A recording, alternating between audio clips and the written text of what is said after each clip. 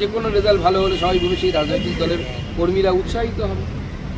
বিহারের হাওয়া তখন একসময় তো অঙ্গ বঙ্গ কলিঙ্গ আমরা বলতাম, বাংলা বিহার উড়িষ্যা একসাথে। উড়িষ্যাতে হয়ে গেছে অর্থাৎ কলিঙ্গতে হয়ে গেছে, আমাদের অঙ্গ অর্থাৎ বিহারে এবার হলো, আর এবার বঙ্গের পালা। পাশাপাশি বাংলার মানুষ সঠিক সিদ্ধান্ত নেবে। আমার বিশ্বাস বাংলার মানুষ এই জঙ্গল রাজ থেকে, বিহারকে যেমন বিহারের মানুষ জঙ্গল রাজ থেকে জঙ্গল রাজে ফিরিয়ে যেতে দিল না, সেরকম বাংলার মানুষও জঙ্গল রাজ থেকে বের করবে।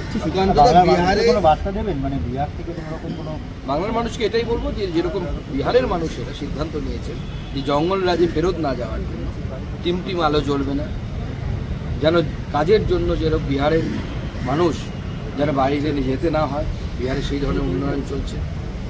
আগামী দিনে অনেক শিল্প স্থাপন হবে বিহারে, আমার বিশ্বাস।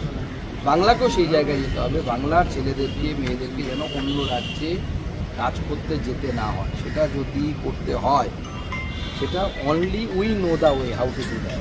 আমরা জানি কীভাবে করতে হয়, কারণ আমরা করে দেখিয়েছি। আমাদের সামনে এক্সপেরিমেন্টাল মডেল আছে, আমাদের সামনে মধ্যপ্রদেশ আছে, আমাদের সামনে কিছুটা হলেও বিহার আছে, উড়িষ্যা আছে। উড়িষ্যাতে কত কিছু গতিতে উন্নয়ন হচ্ছে, সমস্ত বড় বড় ডেভেলপাররা এখন উড়িষ্যাতে দৌড়চ্ছে। ভুবনেশ্বরে জমির দাম বাড়ছে দিনকে দিন, কেন হচ্ছে? কারণ ডেভেলপমেন্ট হচ্ছে বলে। তো সেইভাবে বাংলাকেও যদি করতে হয়, বাংলাকেও যদি আবার সেই জায়গায় পৌঁছে দিতে হয় যেখানে ভারতবর্ষের জিডিপিতে বাংলার অংশগ্রহণ সব থেকে বেশি হবে, তাহলে বিজেপি